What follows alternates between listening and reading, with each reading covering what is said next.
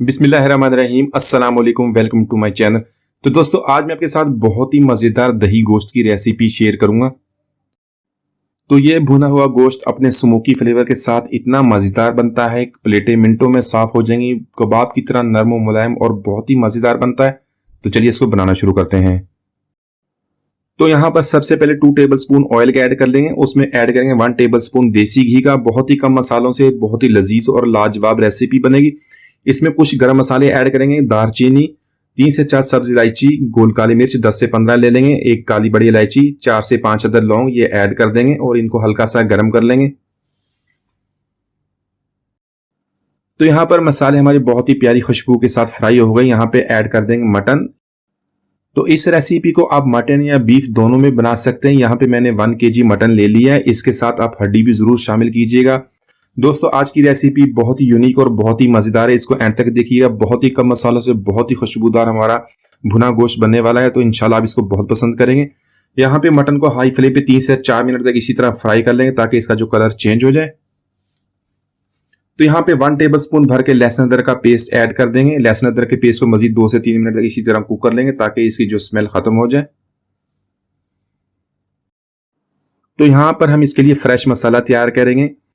2 tablespoon सूखा धनिया, इसको मैंने हल्का सा ड्राई रोस्ट कर लिया, ये ऐड कर लेंगे। और 1 टेबलस्पून सफेद जीरा, उसको भी हल्का सा ड्राई रोस्ट कर लें। यहाँ पे हमने इन मसालों को बहुत ही ज्यादा रोस्ट नहीं करना, इनका कलर ज्यादा चेंज नहीं करना। हल्का सा ड्राई रोस्ट करने के बाद इसको मोटा सा दरदरा सा इसको ग्राइंड कर लेंगे। तो यहाँ पर 2 टेबलस्पून भर के जो हमने फ्रेश मसाला बनाया ये ऐड कर देंगे। इसको मिक्स कर लेंगे और साथ में 2 मीडियम साइज के प्याज, इनको बारीक लंबा काट लिया, वो भी ऐड कर देंगे। तो प्याज हमने इसलिए ऐड किया, इसका मसाला भी बहुत ही मजेदार बनेगा। इसको मजीद 1 से 2 मिनट तक इसी तरह कुक कर लेंगे, अच्छी तरह मिक्स कर लेंगे।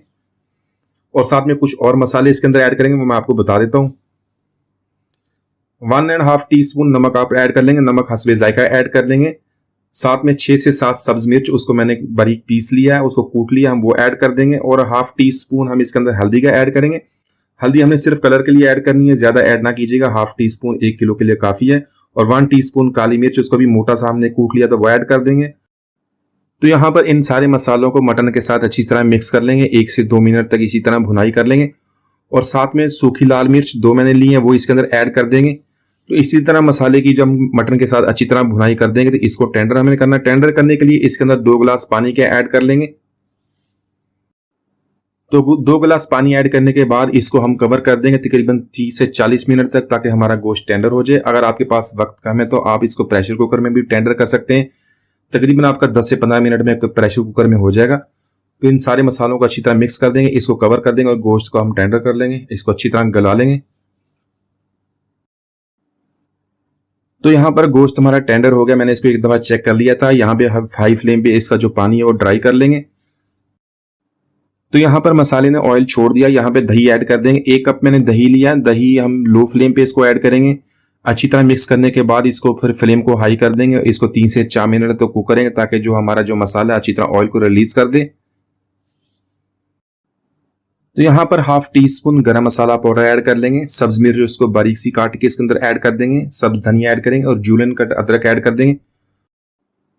तो यहाँ पर हमारे दही गोश्त को बहुत ही मजेदार बनाने के लिए इसको स्मोकी फ्लेवर देंगे। ये ऑप्शनल है, लेकिन इसको आप जब इसको एक दफा ट्राई करेंगे तो आप इसको बहुत पसंद करेंगे। एक कोयले को हम इसी तरह जला के रखेंगे, इसके ऊपर थोड़ा सा ऑयल डालेंगे और इसको 1 से 2 मिनट तक इसको कवर कर देंगे। बहुत ही मजेदार इसका टेस्ट बनेगा, इसको जरूर ट्राई कीजिएगा। तो माशाल्लाह हमारा बहुत ही मजेदार दही गोश्त हमने बहुत ही आसानी से बना लिया है।